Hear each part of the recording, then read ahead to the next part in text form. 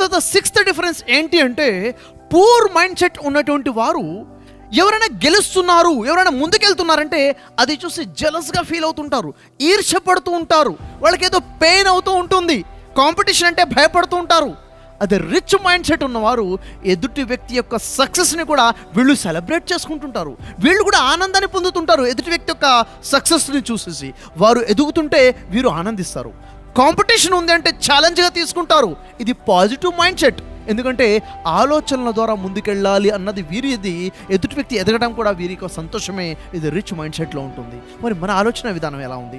ఆలోచన మార్చుకుంటే rich mind సెట్లోకి వస్తే మనం కూడా రిచ్గా మారిపోతాం మరికొంతకాలంలోనే. పూర్ మైండ్ సెట్కి రిచ్ మైండ్ సెట్కి ఉన్న సెవెంత్ డిఫరెన్స్ ఏంటి అంటే, పూర్ మైండ్ సెట్ ఉన్నవాళ్ళు రిస్క్ తీసుకుంటారు. ఎప్పుడు ఓడిపోయే ముందు ఓడిపోకుండా ఉండడానికి రిస్క్ తీసుకుంటారు. అదే రిచ్ మైండ్ సెట్ ఉన్నవారు గెలవటం కోసం రిస్క్ తీసుకుంటారు. డిఫరెన్స్ ఏంటి ఇక్కడ గెలవటానికి ఆలోచన లేదు, గెలవటానికి ప్రయత్నము లేదు.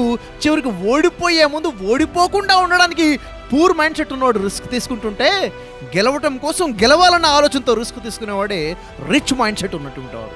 ఒకసారి ఆలోచించుకోవాలి, మైండ్ సెట్ ఎలా ఉంది?